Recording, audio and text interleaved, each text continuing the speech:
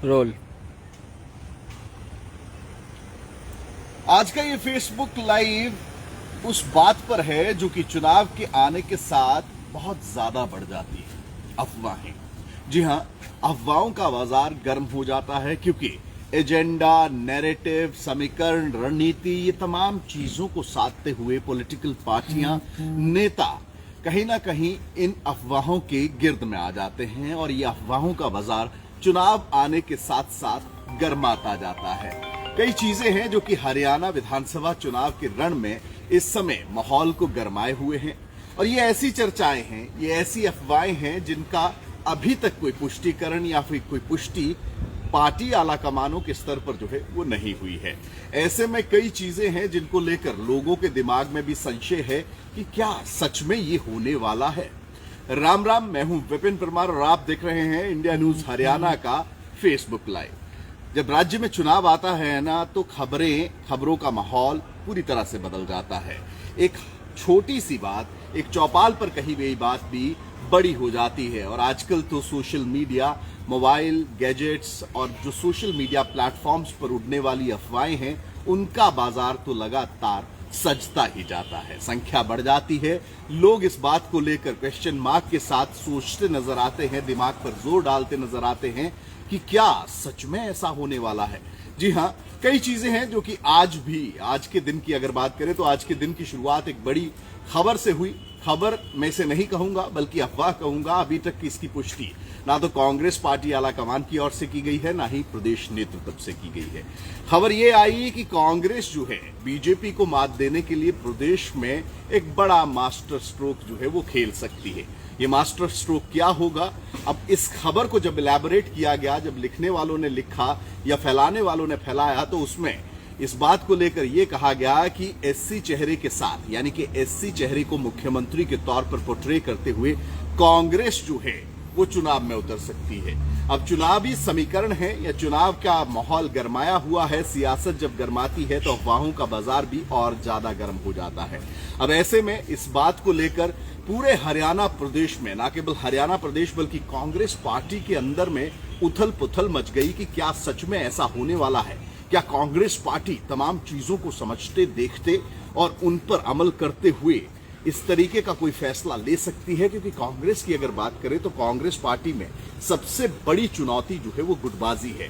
फिलहाल नेताओं को कंट्रोल करने में राहुल गांधी की ओर से एक मीटिंग के दौरान स्पष्ट तौर पर यह कहा गया था कि पार्टी लाइन के खिलाफ जो भी नेता जाएगा उसको वो डायरेक्ट डील करेंगे। यानी कि वो जो परिस्थितियां होंगी, अगर खिलाफत होती है या गुटबाजी देखने को मिलती है तो फैसला पार्टी आला कमान करेगी। उसके बाद थोड़ा ब्रेक जो है वो देखने को मिला। हरियाणा में अंगे हिसाब लॉन्च हुआ तो उस पोस्टर में शैलजा का पोस्टर गायब था।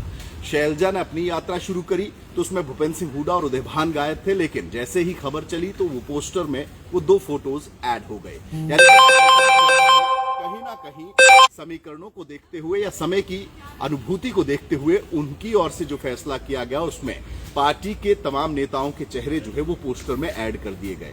लेकिन अब कहीं ना कहीं एजेंडा, नैरेटिव, जो बात मैं पहले कह रहा था, उस पर एक अफवाह या एक ऐसी खबर सामने आई जिसने की पूरी कांग्रेस पार्टी में उथल पुथल मचा दी है। और इस खबर को लेकर अभी तक कांग्रेस पार्टी की ओर से कोई भी बयान जो है वो जारी नहीं किया गया है। क्या सच में इस तरह की सोशल इंजीनियरिंग या इस तरह के एक्सपेरिमेंट को करते हुए कांग्रेस पार्टी चुनाव में जाएगी?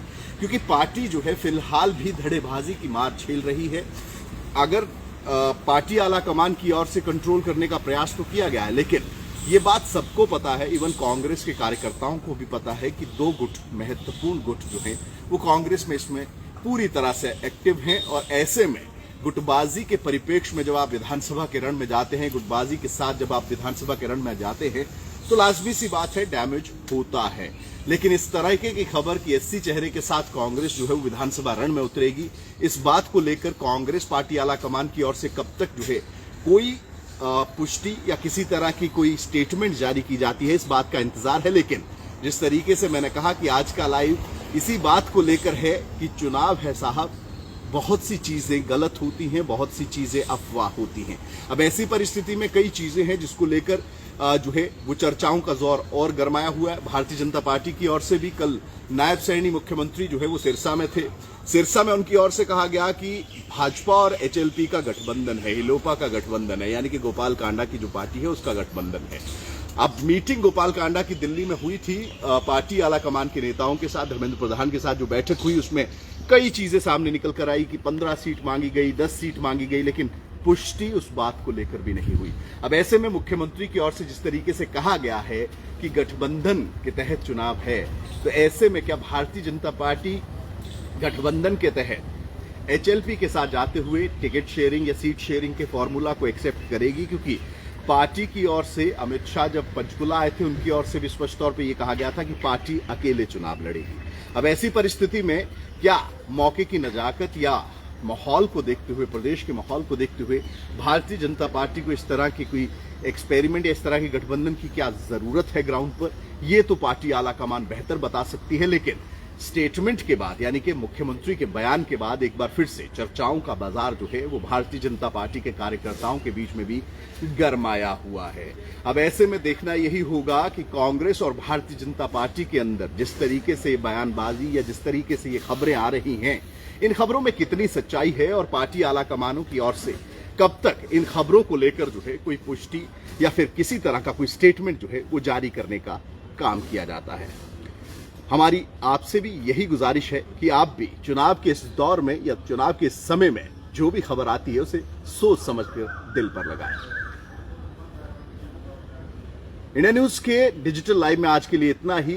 साथ ही साथ इंडिया न्यूज के डिजिटल प्लेटफॉर्म को लाइक व सब्सक्राइब जरूर करिए। राम राम।